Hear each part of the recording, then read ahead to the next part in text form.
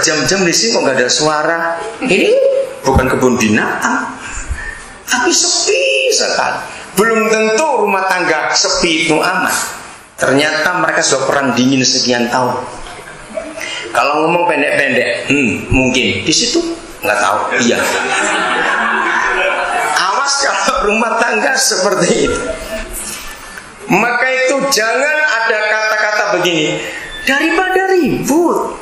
Maaf, kalau ada suami istri langganan ngomong itu bertobat, berarti rumah tangga suara sudah ada komunikasi sekian tahun. Daripada ribut. Jujur, yang seperti itu seberapa tahun harus berubah. Berarti setan sudah penuh di rumah orang itu, karena nggak pernah ada perdamaian kalau sudah sore. Ingat itu, Tuhan tidak mau harus ada perdamaian. Selalu penuh pengampunan dalam pernikahan kita. Selalu bicara ada apa saja dalam hidup ini. Maka itu komunikasi dalam pernikahan itu mutlak, tidak boleh tidak. Ibu bapak, saudara-saudara, saya punya ukuran. Maaf ya ibu bapak, tapi kita jujur. Sebuah keluarga itu nilainya adalah tempat tidur. Ibrani 13 ayat 4. Dengarkan anak-anak muda, ketika dunia sangat tidak menghormati pernikahan, mengerikan lihat gosip-gosip itu. 3 bulan kawin cerai lagi, dan mereka merasa nggak berdosa, cerai diumumkan se-Indonesia. Apa-apaan itu? Terus kawin lagi, merasa nggak berdosa. Itu sebabnya kalau keluarga-keluarga Kristen tidak bisa memberi contoh pernikahannya, dunia ini mau nyontoh siapa lagi? Sebab hanya kitab suci kita adalah satu-satunya buku. Dengarkan, kitab suci kita adalah satu-satunya buku yang paling banyak berbicara tentang pernikahan. Tidak ada buku lain di dunia yang begitu jelas dan teliti bicara pernikahan kecuali kitab suci kita. Dan ini yang penting, Tuhan kita adalah satu-satunya Tuhan di dunia ada jutaan Tuhan yang berfirman, aku benci perceraian.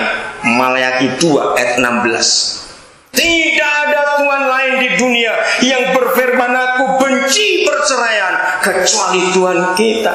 Maka itu pernikahan Kristen adalah satu-satunya pernikahan di bumi ini yang Tuhannya membenci perceraian. Tidak ada yang lain. Itu sebabnya apabila keluarga-keluarga Kristen tidak bisa memberi contoh, lalu kawin cerai kayak babi, kayak anjing saja itu orang. Mau nyontoh siapa lagi dunia ini? Tolong yang di bagian depan, saya tadi baru ngecek, ternyata hanya 6 orang yang ngisi buku tamu. Saya mau tunjukkan, buku tamu itu penting untuk pernikahan. Sejarah gereja pada abad yang ke-14, 15 yang lalu luar biasa. Dulu pernikahan semuanya di gereja, tidak ada pakai resepsi di gedung. Nah, dalam sejarah gereja abad pertengahan, mereka yang menikah di gereja itu tamu-tamu tanda tulis nama dan alamat waktu masuk, tidak boleh tanda tangan. Ketika acara pernikahan berlangsung, lalu mendengar 2 orang itu mengucapkan janji nikah, ingat kata-katanya nggak ada perceraian di antara kalian. Kita mendengar yang diundang, nah pulang baru tanda tangan. Nah buku tamu itu disimpan oleh pengantin sampai mati. Tujuannya apa? Misalnya, ini cuma misal, suatu hari kita mendengar, entah setelah 3 tahun, 4 tahun kita mendengar, yang kita hadiri pernikahannya ribut-ribut bahkan mau cerai. Kita yang hadir pada hari pernikahan mereka itu berhak datang ke rumah keluarga itu, minta buku tamu dan buka halaman di mana kita pernah tanda tangan. Maka itu buku tamu pernikahan gak main-main. Saya simpan buku pernikahan kami sampai hari ini karena saya mengajarkan ini. Jadi tolong buku tamu bawa masuk, kelilingkan, semuanya harus ngisi. Tolong, ayo cepat Ben, buku tamu dibawa masuk, kelilingkan. Tadi nggak diajarin, maaf lupa. Harus kelilingkan, isi semuanya.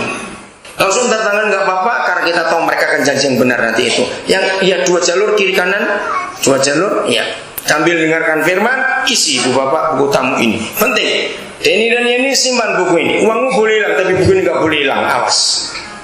Karena kalau kami dengar apa-apa tentang kalian dan macam-macam, kami akan ngeluruk. Orang Jawa bilang, kami akan datangi rumah kalian. Kejar, mau kemana sih, ke kutub pun dikejar. Pokoknya awas. Ibrani 13 ayat 4. Jadi dengarkan firman ini. Ibrani 13 ayat 4. Hendaklah kamu semua penuh hormat terhadap perkawinan. Nah, perhatikan, nggak sekedar hormat, saudara, tapi penuh hormat terhadap perkawinan. Dengarkan anak-anak muda, hanya Tuhan kita yang berfirman, hendaklah kamu semua penuh hormat terhadap perkawinan. Lanjut. Dan janganlah kamu mencemarkan tempat tidur. Janganlah kamu mengotori tempat tidur suami istri. Lanjut. Sebab orang-orang Sunda dan pezina akan dihakimi Tuhan. Nah, sebab orang-orang Sunda pezina akan dihakimi Tuhan. Saudara, satu-satunya Tuhan, saya ulangi lagi, yang membuat sensus tempat tidur hanya Tuhan kita. Dan hanya tempat tidur suami istri yang disensus. Saya percaya semua rakyat di negara manapun di dunia akan tersinggung kalau pemerintahnya membuat sensus tempat tidur. Betul enggak? Apa kurang kerjaan itu pemerintah? Tapi surga ngurus tempat tidur pernikahan kita. Apabila tempat tidur itu jadi persoalan perzinahan, hukuman akan datang. Enggak main-main, ibu bapak. Maka itu di Efesus 4 tadi, mengapa sebelum matahari terbenam harus berdamai? Sebab di tempat tidur suami istri itulah takhta surga, dan Yesus ada di situ. Di tempat tidur itulah ada perdamaian, ada raja damai. Maka itu kalau kita naik ke tempat tidur itu tanpa berdamai, maka kita merusak perdamaian itu. Saya ingin tambahkan ini, tolong ibu bapak jawab pertanyaan saya. Siapapun akan ngerti, orang kaya, orang miskin sama. Semua anak kecil, lihat, semua anak kecil di keluarga miskin, keluarga kaya, keluarga apapun juga, mengapa mereka paling suka rame dan main di tempat tidur papa mamanya? Jawab iya atau tidak. Kenapa tempat tidur papa mama itu jadi kesukaan anak-anak? Dan mereka tahu kapan mereka takut naik ke tempat tidur itu. Jawabannya cuma satu, ketika papa mamanya lagi nggak akur, mereka takut naik ke tempat tidur itu. Mengapa anak-anak saja ngerti di tempat tidur itu? Kalau ada damai, mereka suka. Nah, biasanya yang ribut itu mamanya. Kalau anak-anak naik, wah jangan diinjak-injak, mama baru cuci sepainya itu, Pak. Padahal itu tempat yang paling anak-anak suka. Ngerti ini. Itu sebabnya barometer rumah tangga kita, ibu bapak, ayo kita rendati dan jujur.